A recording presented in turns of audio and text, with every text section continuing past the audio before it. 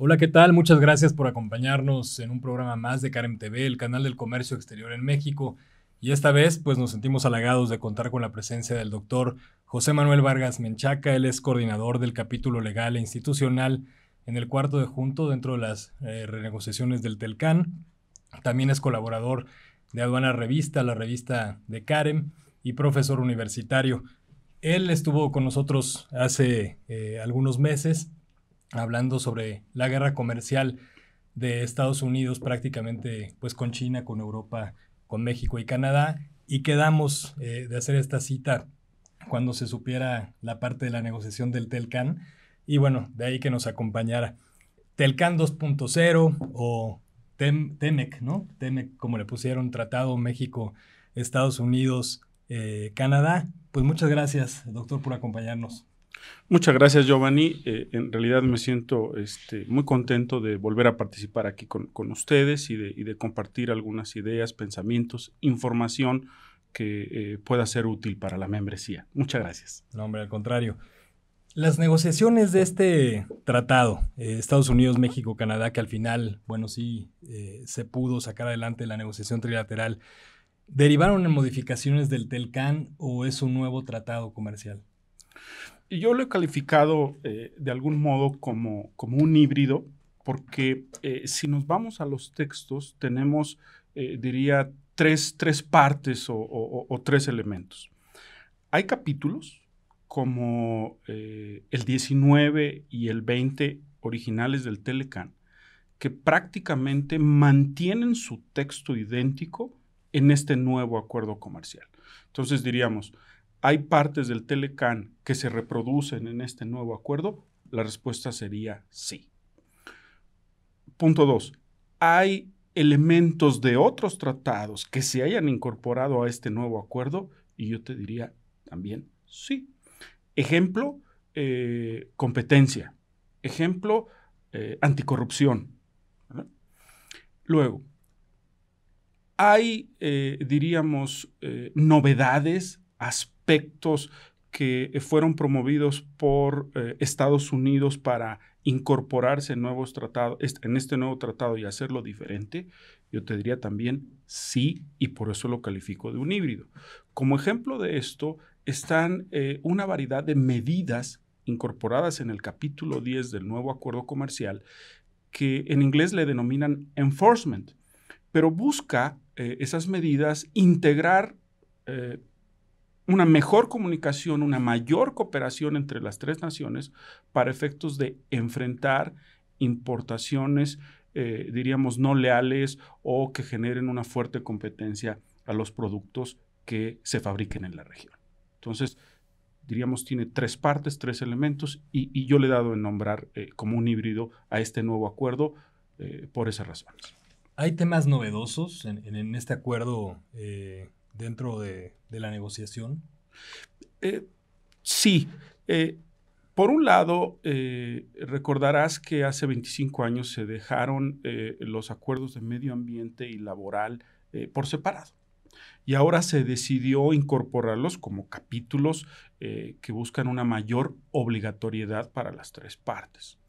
Si tú revisas el anexo 23 del capítulo laboral, pues lo vas a ver realmente como nuevo. México incluso ya dio los primeros pasos con la aprobación del convenio de la OIT número 98, y es probable que en las próximas semanas sepamos de estos proyectos de reforma en materia laboral que impactarán la creación, por un lado, de una nueva dependencia para el registro de los contratos colectivos. Se busca una mayor eficacia en la libertad sindical que tenemos en México y una, diríamos, acción pendiente del lado de México. En febrero de 2017 tuvimos una reforma a la Constitución, al artículo 123, con la idea de crear cortes, tribunales, juzgados independientes en materia laboral. Entonces, esto no lo hemos concretado, hace falta esa reforma. Entonces, yo creería que este nuevo Congreso lo trabaje en las próximas semanas y tal vez antes de que concluya el año conozcamos algo al respecto. Otro tema anticorrupción. Parece incluso que nuestro sistema nacional todavía tiene varios pendientes y el capítulo de este nuevo acuerdo comercial lo va a empujar todavía más.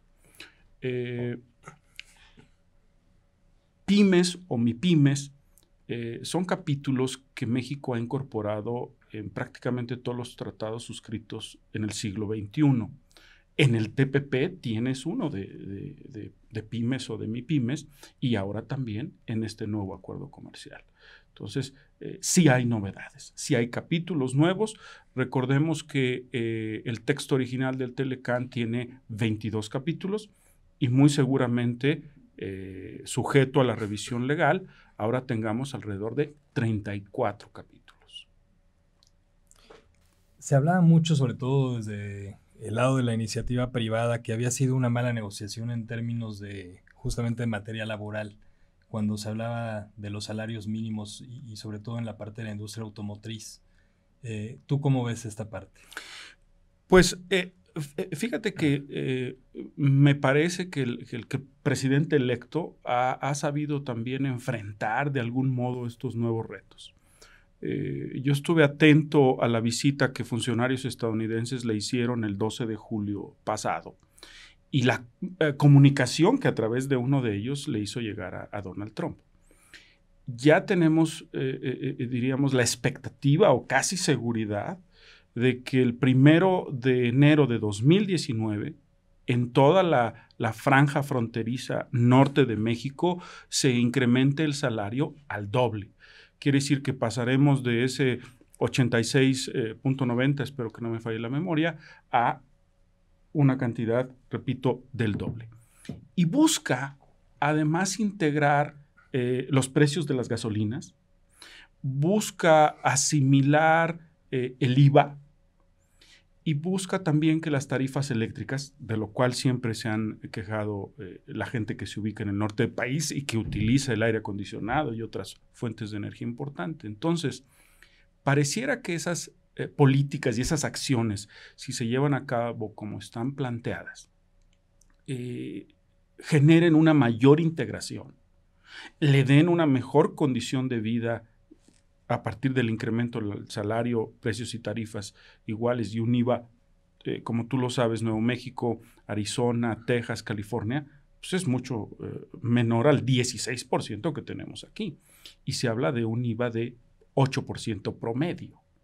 Pensando en esos estados de la Unión Americana que mencioné, junto con la igualación hasta el kilómetro 30 de Sonora, Chihuahua, Coahuila, Nuevo León y Tamaulipas. Entonces, en principio se ven buenas señales para esa zona que siempre ha reclamado un trato especial por las distancias que hay en esa parte y que muchos de sus negocios se realizan pues, de la parte sur estadounidense con ellos, ¿no? Entonces, sí creo que haya cosas interesantes y confío que a partir del 1 de diciembre conozcamos también algunos otros proyectos para el incremento del salario mínimo y la mejora de los trabajadores. Junto con eso, sabrás que en las reglas de origen se habla de que del 40 al 45% los trabajadores tengan un salario de $16. Para nosotros eso es salarios por arriba de 50, 60 mil pesos que muchos en México no tenemos acceso de manera normal. Pero creo que una tendencia a mejorar, empezando por la industria automotriz, autopartera, porque como sabes hay muchas compañías mexicanas que proporcionan autopartes tanto en México como a Estados Unidos y Canadá, puede haber esa gran posibilidad de un mejoramiento. Muchas gracias. Antes de pasar a la particularidad de algunos otros temas, ¿nos puedes hacer un resumen general de cómo quedan los textos de la nueva negociación?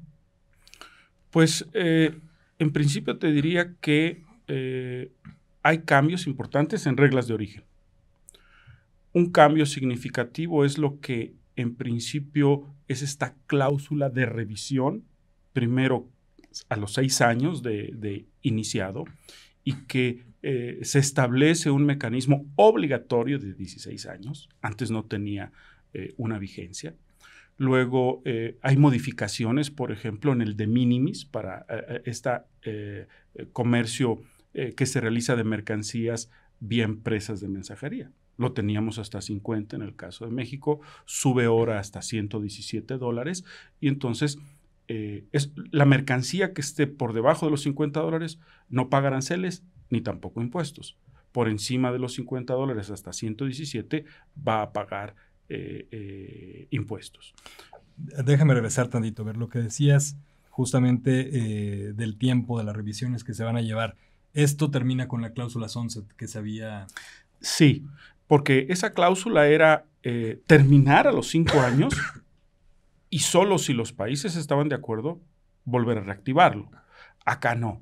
Acá tienes un plazo obligatorio de 16 años, pero al 6º año se va a revisar y, diríamos, los ministros que se reúnan para ese tema decidirán las acciones en un momento dado para seguir, diríamos, en este proceso de mejora continua en las relaciones comerciales. Ahora, lo que decías de la parte de los minimis, ¿cómo afecta? Si es que afecta, oíamos también voces del sector privado también diciendo que es mucho elevar la tarifa a los $117, creo que quedó. Sí, bueno, tomemos en cuenta que la propuesta original era subirlo a $800. Y del lado canadiense estaba en mantenerlo en los rangos que ellos los tienen prácticamente hacia los $25. Entonces, creo que en un balance podrías decir que este compromiso de no llegar a los $800 y quedarte en 117 no es una mala negociación. Luego, el escenario que te comento de que solo está exento de aranceles e impuestos los primeros 50 también resulta razonable. O sea, creo que sí fue un ganar, como se dice, para los 3 países ese esquema de negociación. ¿Esta parte beneficia a las empresas como tal o benefician a la gente que cada día también consume más a través de e-commerce? Yo creo que es un beneficio para todos. Creo que cada día más, sobre todo la gente joven que tiene acceso a los medios electrónicos, está recurriendo más a este tipo de compras. Y también me parece que las empresas dedicadas a esta entrega de mercancías, de mensajería, etcétera, funciona de manera eficaz. Yo las experiencias personales que he tenido ha funcionado excelentemente, el cumplimiento de plazos, la entrega de la mercancía con un embalaje adecuado, etcétera. Entonces, me parece que la tendencia para esas mercancías no tan voluminosas, con un precio por encima de esta categoría que hablamos de los $117, va a ser benéfico para las empresas y para los consumidores, ¿no? Vamos a cerrar este primer bloque hablándonos de lo que nos decías también de reglas de origen. ¿Cómo quedan esta parte de las reglas de origen en materia comercial? ¿Cómo van a impactar a la industria? ¿Cómo van a impactar a los consumidores? En principio, déjame adelantarte algo. Hay un plazo para que se incorporen las disciplinas de manera definitiva y que va hacia los 3 años. Quiere decir, a partir del primer día en que entra en vigor el tratado, me adelanto especulativamente con fechas como 1 de julio de 2019 o 1 de enero de 2020, a partir de ahí computamos esos 3 años. Entonces, estos meses van a ser importantes para que las ensambladoras, armadoras, se vinculen con cada uno de los gobiernos de los 3 países y se adapten a estas nuevas condiciones. Hay quien dice que efectivamente las ensambladoras norteamericanas a lo mejor no tengan ningún problema y sean más las asiáticas y las europeas asentadas en México. Pero otra lógica tiene que ver con los vehículos, porque hay decisiones que son, diríamos, multinacionales, donde un determinado vehículo puede tener el motor producido en otro país, Europa o Brasil, y va a tener en ese modelo, pues tomar decisiones de si lo continúa haciendo en esos términos o muda a otro modelo. También en la industria automotriz pareciera que cada 5 años revaloran si ese modelo se queda así o cambian por otro diseño. Entonces, creo que sí va a ser tiempos importantes, los meses por venir del año siguiente, para esas adaptaciones, tanto de los gobiernos para apoyar a estas empresas, como de las propias empresas, tomar determinados planes, acciones para cumplir en debida forma con el nuevo acuerdo comercial. Perfecto. Vamos a hacer un corte comercial y al regresar seguimos platicando sobre más de este acuerdo comercial entre México, Estados Unidos y Canadá.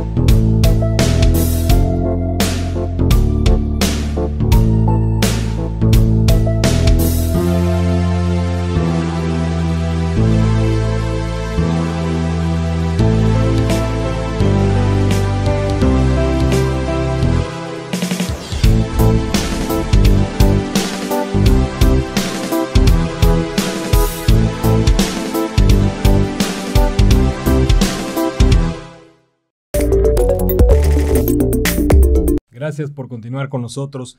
Y hablando justo de la parte de la negociación, uno de los temas que Canadá tenía era justamente la parte de la solución de controversias. ¿Cómo quedó al final? Pues recordemos aquí que hubieron prácticamente 7 rondas de negociación a partir de agosto del año pasado hasta prácticamente mayo de este año. Luego, con motivo de las elecciones presidenciales, se suspenden las negociaciones y se retoman hasta la segunda quincena de julio. Y una de las, diríamos, grandes diferencias con las rondas anteriores y en esta que se le llamó permanente, es que negociaron de manera bilateral, Estados Unidos y México. Y eso sucedió en agosto. Para cuando tú concluyes el mes de agosto, la desilusión en que permaneciera el famoso capítulo 19 del Telecan se dejó sentir mucho en México y a la vez en Canadá.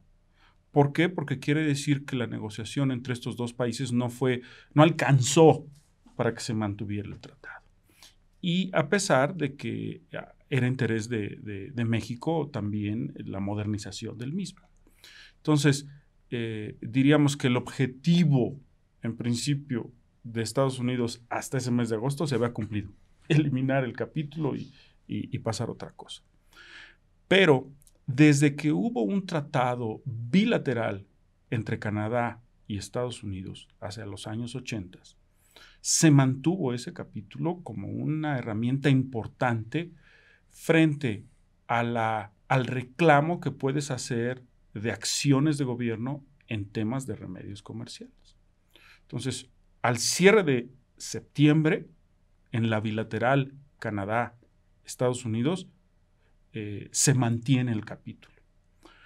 Por desgracia, no hay cambios, no hay modernización. Es el mismo texto que tú tienes en el Telecan vigente hasta el día de hoy. La esperanza es que en la revisión legal se puedan ver algunos temas o posteriormente, cuando se preparen, se revisen lo que se le conoce como las reglas de procedimiento de ese capítulo adicional. El otro tema importante de solución de controversias es el capítulo 20. Ese es las controversias entre Estado y Estado.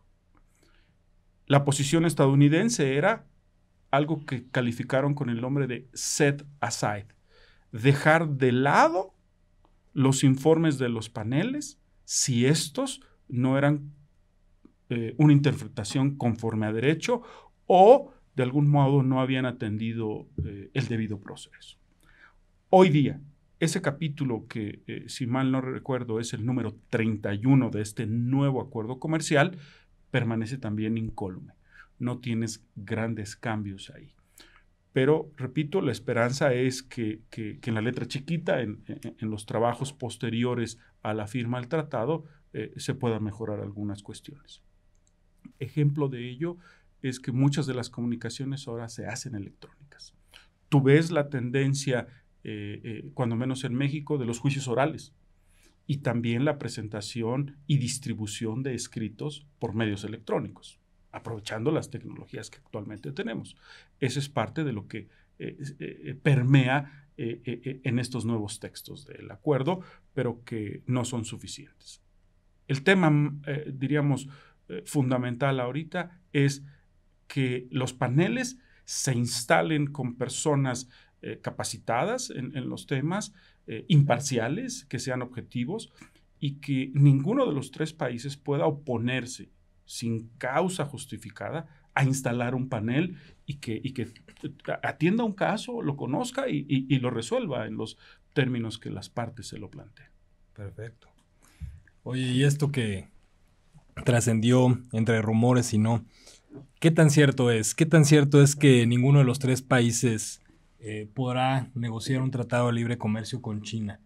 Y esto, bueno, a final de cuentas es muy importante para México en el sentido del que es nuestro segundo socio comercial, pero también la pregunta es, ¿nos interesa realmente un tratado de libre comercio con China? Fíjate que es un tema muy interesante porque en mi percepción, durante 8 o 10 meses de la negociación del tratado, nunca escuchamos una cláusula de este tipo. Entonces, para muchos de nosotros fue una sorpresa verla en los textos, ¿no? Conocer los términos en los que está, te diría, efectivamente no hay una prohibición expresa para que alguno de los 3 países negocie con China un tratado comercial. Lo que sí hay es obligación, transparencia, de que si tienes interés en hacerlo, lo notifiques a los demás. Que cuáles son los objetivos que vas a buscar si decides negociar con un país como China, por ejemplo. Y luego la otra. Tú ya que notificaste esto y que tus otras partes en este nuevo acuerdo comercial revisan, ellos pueden tomar sus decisiones. Y una decisión sería retirarse del nuevo acuerdo comercial y decir, no estoy a gusto con lo que tú vas a hacer con China y entonces voy a reevaluar nuestra relación bilateral. Y eso pues ya te pone en un entredicho de que parecieran ser excluyentes, o cuando menos así se deja ver. Ahora, también me parece que si bien es cierto la cláusula da un mensaje de mayor integración comercial entre los 3 países, también deja de lado algo que ha estado sucediendo desde la segunda mitad del siglo XX y estas décadas que llevamos del siglo XXI. Se hablaba hace algunos años de que China podría ser el primer líder mundial en 2050. A la fecha se piensa que ese plazo se reduce a 2030.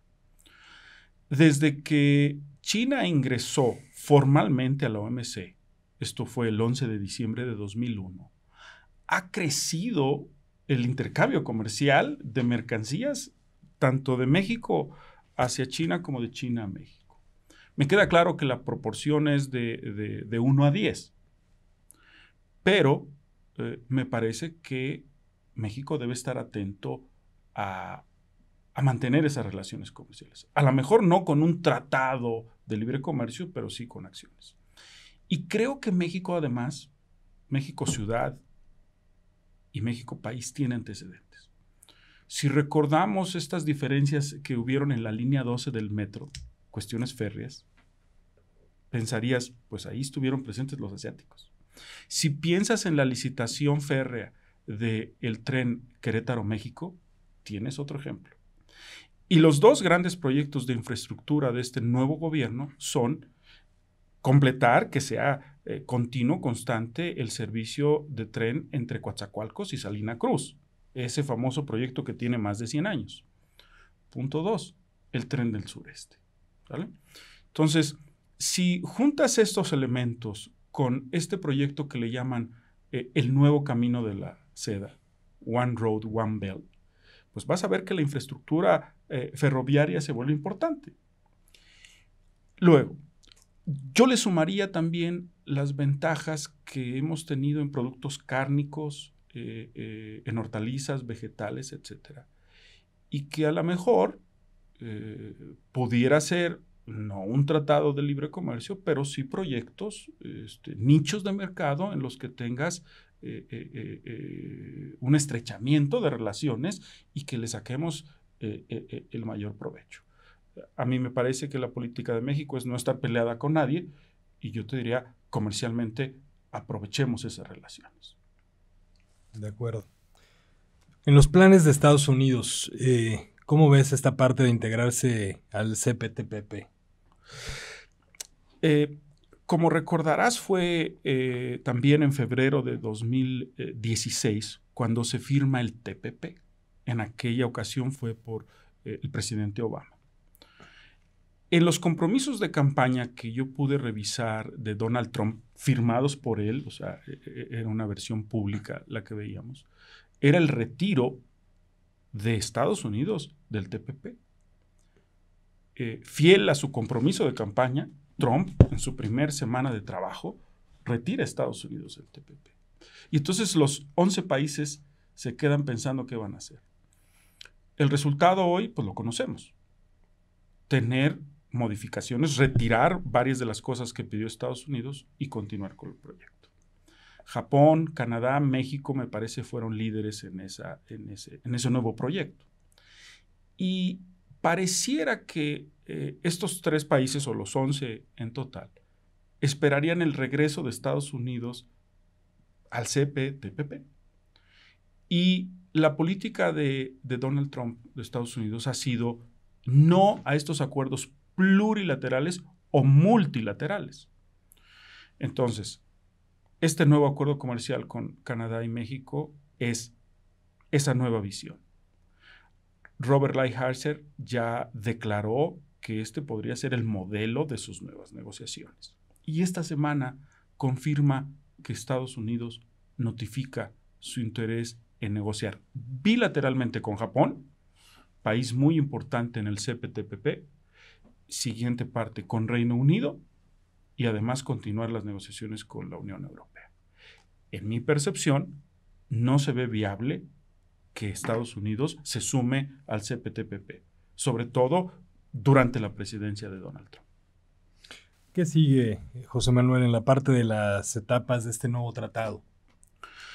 Pues es muy probable que el día 29, a más tardar el 30 de noviembre, los 3 titulares del Ejecutivo de los 3 países firmen el nuevo acuerdo comercial. Siguiente, que las legislaturas de los 3 países, en el caso de nosotros el Senado de la República, lo revisen prácticamente en los primeros meses de 2019. Entonces yo auguraría que hacia el primer semestre estos 3 países, con la aprobación de las legislaturas del nuevo acuerdo, lo depositen, primero lo notifiquen y luego lo depositen en las diferentes instancias. Y el propio nuevo acuerdo comercial señala un plazo de 90 días para entrar en vigor después de que se realice el último depósito. Por eso es que auguraríamos que no antes del 1 de julio de 2019 pueda entrar en vigor. Y estirando la liga, dependiendo de las cargas de trabajo que tengan las legislaturas, esto se vaya a más tiempo, como 1 de enero de 2020. Y quiero insistir en algo. La aprobación de las legislaturas va a ser sujeto a la consulta que hagan con los distintos sectores. Caso de México, que organizaciones como el Consejo Nacional Agropecuario, todas sus organizaciones, en el caso de Canacintra, de Concamín, que todas sus organizaciones, sus integrantes se manifiesten si están a favor o en contra, porque muchos de ellos no conocieron el texto de la negociación, sino hasta que se difundió en los últimos días de septiembre y que eso pues, es muy reciente. Entonces, a pesar de que estuvieron trabajando en el cuarto de junto. Sí, porque por un lado los coordinadores, entre los que me incluyo, teníamos un compromiso de confidencialidad. Ejemplo, no puedes sacarle fotocopias o transcribir los textos. Entonces, hay anexos, hay partes que incluso se modificaron como resultado de la negociación. Y hay cosas que se negociaron con Canadá que no las conociste hasta que terminó ese proceso. Entonces, yo te diría que estamos en un tiempo importante para que cada quien, empresario, consumidor, etcétera, se ponga a revisar los textos que si bien es cierto no son definitivos, pero que ya te dejan ver la línea del resultado de la negociación. Y esas consultas pues son las que cada quien tiene que hacer con sus legislaturas. Y hay una ley que se llama la Ley para la Aprobación de Tratados en Materia Económica que invita a que cualquier interesado se exprese ante el Senado para esos efectos. Entonces, ¿cuándo crees que entra en vigor el nuevo Tratado México-Estados Unidos-Canadá? Pues te diría, la fecha más pronta que vería yo sería 1 de julio de 2019 y ya algo igualmente probable podría ser el 1 de enero de 2020. Perfecto. pues no sé si tengas algo más que agregar. No, simplemente agradecerte la oportunidad de compartir estas ideas, esta información, porque realmente me siento en casa y como siempre, pues mucho éxito en estos proyectos de CAREM. Pues muchísimas gracias al doctor José Manuel Vargas Menchaca por habernos acompañado hoy aquí en el estudio y sobre todo gracias a ustedes por continuar siguiendo las transmisiones de CAREM TV. Pueden seguirnos en nuestras redes sociales y no se olviden también de darle like a estos videos. Muchas gracias por habernos acompañado.